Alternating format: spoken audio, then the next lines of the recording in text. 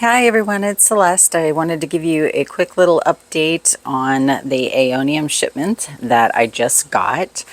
There were 45 varieties that were being shipped from China, which was super exciting. One of the things to remember every single year when you're ordering, or if you order online, if you're ordering from China, they're going to hit their Lunar New Year about in the February timeframe, and it's going to slow everything down. So most of these I actually ordered in the January timeframe and then finally received those, which is pretty anxiety inducing if you're waiting for them. But wanted to show you really quickly the aeoniums that I got. This was one of the biggest orders that I've ever received, and so I'm super excited about it. So you can see most of them came with their little tags on them. Some of these I actually already have, but it came with like a package deal. So I went ahead and got those anyway. But a lot of these varieties are new. I'd say total in the whole shipment there was about 50 of them that came.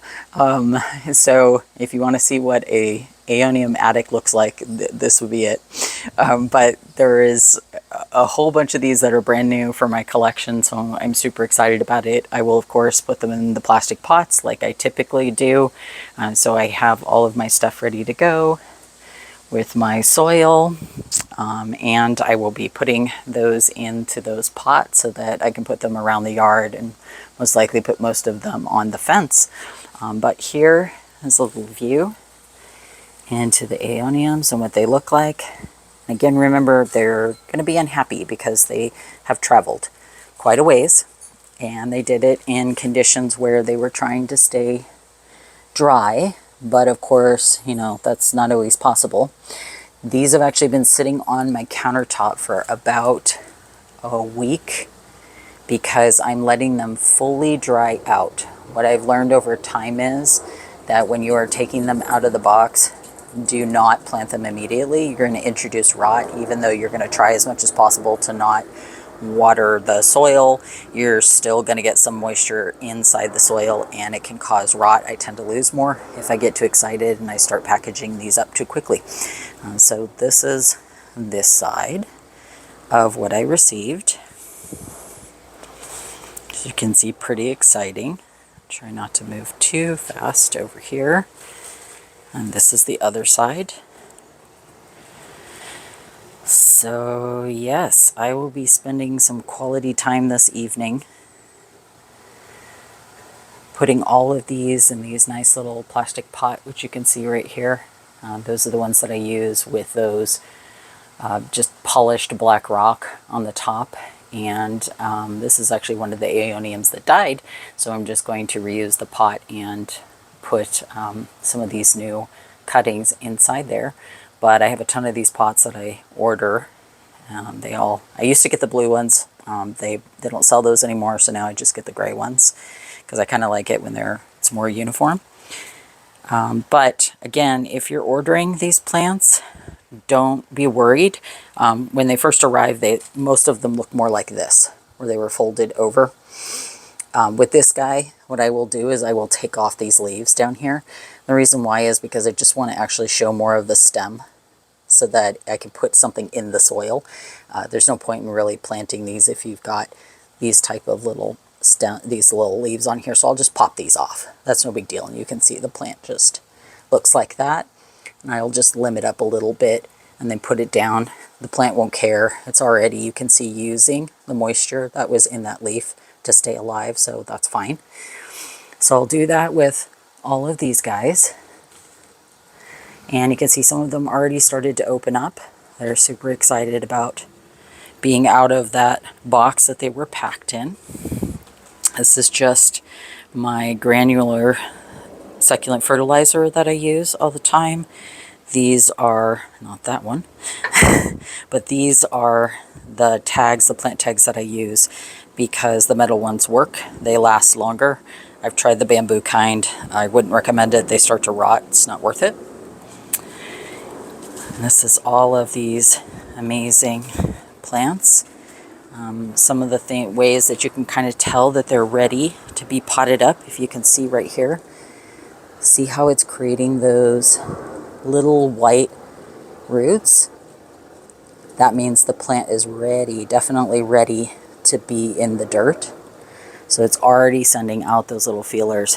Most of these, I checked them earlier, and they've got those little white roots. You don't necessarily have to wait for those to start appearing, but I like to wait a little bit just because it means it's super dry. If the plant's trying to search out a way to get extra moisture, then that's a good thing. And it shows you that the plant is ready to truly be in the ground. Plus, I'll actually be able to water that one a little faster. But it gives you an idea of how fast that they put the roots out. Pretty exciting to see all of this. On the flip side, not so great news. During the storms in Northern California, I lost a piece of my crest. So you can see how big that is compared to my hand. This is an Aeonium Halloween crest. There's no one really understands why they do this. This is normally an aeonium, so it would look like this, but it crested for some reason. These are highly collectible. I had a huge, and I'll show you in a second, aeonium crest that piece came off of, so it was a really big bummer. It was one of my first ones, very, very mature, and extremely valuable, and so quite a bit of a bummer to lose that. You can see right here where I lost that piece, so it just popped it off. Here's another piece that also fell off. So that was a huge chunk out of this plant, which is a big time bummer. But I was having a hard time with keeping that one arm up, so it is what it is.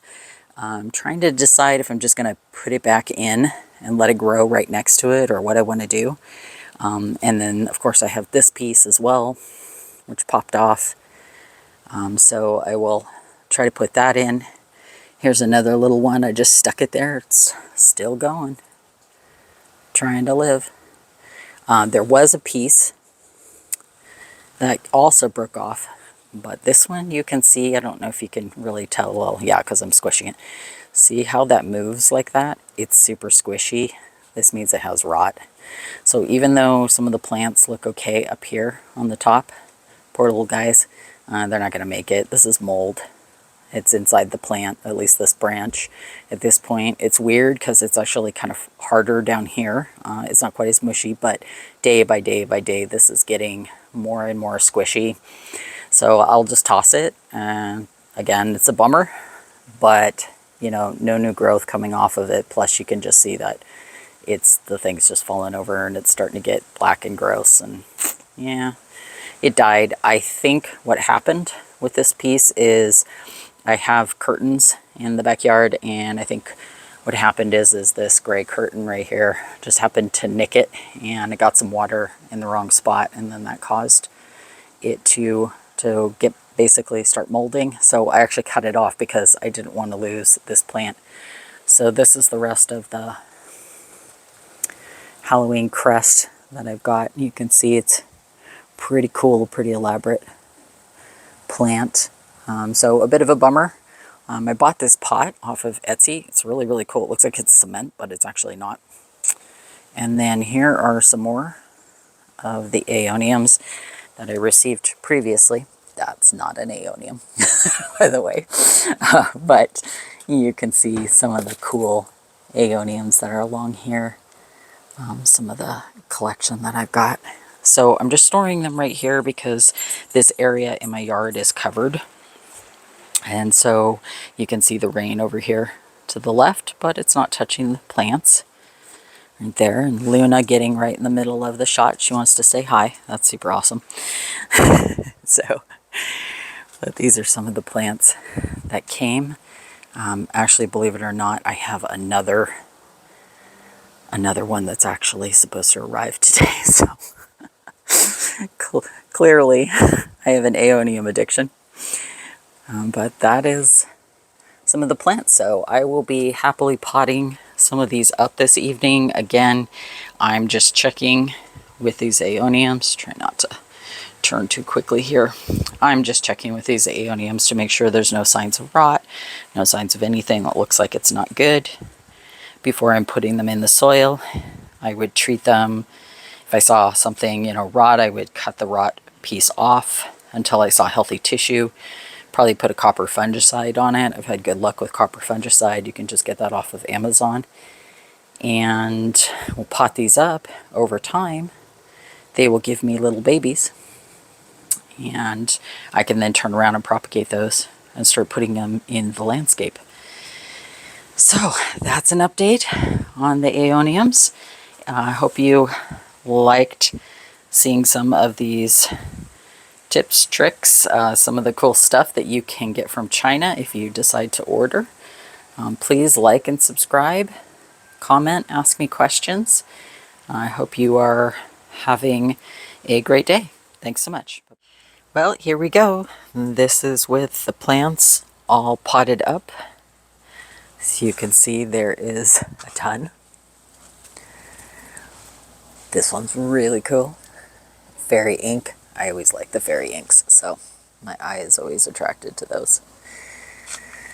I ran out of pots, which is crazy because I always have a ton of these, and also out of the top dressing, which means I went through about 25 pounds of little black pebbles and 2.5 bags of soil to put all this together. But you can see here,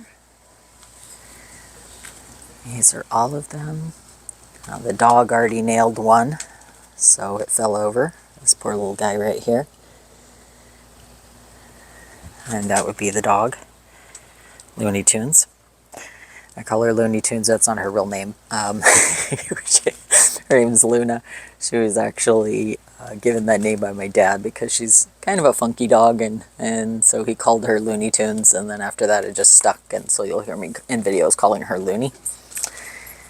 And here's the rest of the plants. This was the one that I pointed out earlier in the video that was completely closed up, and you can see already just putting it in the soil, it's starting to open up. This is pretty cool. Really, really dark purple. I am at almost 3,000 subscribers, which is amazing. I actually started this channel because I was in the garden, and I was thinking about how when I am out in the garden, I'm constantly hearing my grandmother's voice. When I was a little girl, she used to take me to nurseries, and it got me thinking, oh boy, I would give anything to have videos of my grandmother talking about plants. She just really loved it. It was the best thing in the world for her.